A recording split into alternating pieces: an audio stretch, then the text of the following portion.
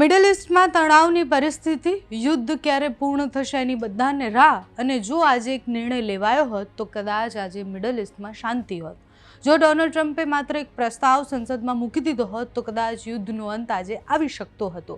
પણ એવું થયું નથી અને હવે દુનિયા ફરી એકવાર મોટા સંઘર્ષમાં જાય એવું દેખાઈ રહ્યું છે. નમસ્કાર, આપની સાથે હું છું પાયલ.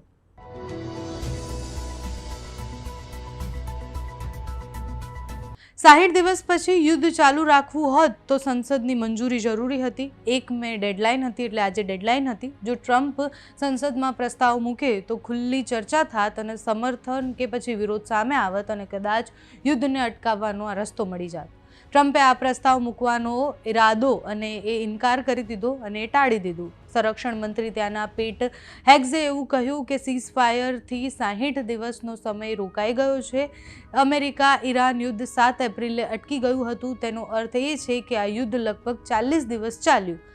હેગ્ઝેથે એમ પણ કહ્યું કે આ સમયે સૌથી મોટો ખતરો ઈરાન નથી પરંતુ યુદ્ધ વિરોધીઓ છે. એમાં કેટલાક ડેમોક્રેટિક અને કેટલાક રિપબ્લિકન્સ છે. એટલે કાયદાકીય રીતે યુદ્ધ હજુ સમાપ્ત થયું નથી. સંસદમાં ભારે ચર્ચા થાય તેવી સંભાવના છે. ડેમોક્રેટિક કેટલાક રિપબ્લિક વિરોધ કરી રહ્યા છે, એટલે બંને પક્ષો વિરોધ કરી રહ્યા છે. યુદ્ધના ખર્ચાથી લઈને જોખમથી લઈને એ બધી જ ચર્ચાઓ અત્યારે ત્યાં થઈ રહી છે. યુદ્ધ બંધ કરવા માટે રાજકીય દબાણ ઊભું થાય એવી સંભાવનાઓ દેખાય છે. સત્તાવાર રીતે વોર એન્ડ જાહેર થઈ ગયું હોત અને પછી સીઝફાયર થયું હોત, પણ એવું થયું નથી.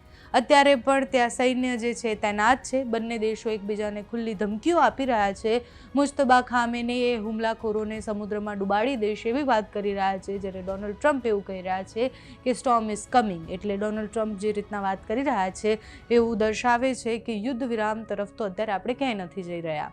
પત્રકારો સાથે વાતચીત દરમિયાન ટ્રમ્પે કહ્યું કે જર્મની આ સમયે ઘણી સમસ્યાઓથી ઝઝૂમી રહ્યું છે. તેમણે એવું કહ્યું કે જર્મનીના ઇમિગ્રેશન અને એનર્જીને લઈને મુશ્કેલીઓ આવી રહી છે. આ ઉપરાંત યુક્રેનના મુદ્દે પણ ત્યાં પત્રકારો સાથે એમણે વાતચીત કરી અને કહ્યું કે ઈરાનને લઈને તેમની મર્જ સાથેની વાતચીત થઈ છે. તેમણે કહ્યું કે મેં ઈરાનમાં જે પગલાં લીધા તેની ટીકા કરી, પરંતુ જ્યારે મેં તેમને પૂછ્યું કે શું તમે ઈચ્છો છો કે ઈરાન સાથે પરમાણુ હથિયાર હોય તો તેમણે ના કહ્યું. ત્યારે મેં કહ્યું કે પછી મને લાગે છે કે હું સાચો છું. એટલે યુદ્ધ જે થઈ રહ્યું છે બરાબર થઈ રહ્યું છે. શું ટ્રમ્પે પ્રસ્તાવના ટાળી એક મોટો મોકો ગુમાવ્યો છે કે કેમ? આજના દિવસમાં યુદ્ધ વિરામ તરફ આપણે જઈ શકતા હતા, પરંતુ એ થઈ નથી રહ્યું. એકબીજા પર થયેલા આક્ષેપ પ્રત્યાક્ષેપોને એકબીજાને અપાતી ધમકી. એટલે ડોનાલ્ડ ટ્રમ્પ એવું કહે કે અમે ઈરાનના ઇન્ટરનેટ બંધ કરી દઈશું. સમુદ્રની અંદર જે ઊંડાણમાં એ નેટવર્ક છે, એ લાઈનો છે, એ બધી ધ્વસ્ત કરી દઈશું. એ બધી ધમકીઓ સાથે જ ઈરાનનું એવું કહેવું કે અમે વધુ મજબૂતાઈથી લડવા માટે તૈયાર છીએ. હજુ પણ આટલા દિવસો પછી યુદ્ધ શરૂ થયું અને આટલા દિવસો પછી પણ ત્યાંની ત્યાં પરિસ્થિતિમાં જ છે. ના યુદ્ધ વિરામ થઈ રહ્યું છે, ના સીઝફાયરની વાત થઈ રહી છે અને ડેડલાઇન આવવા છતાં પણ એની પણ કોઈ ચર્ચા નથી થઈ રહી.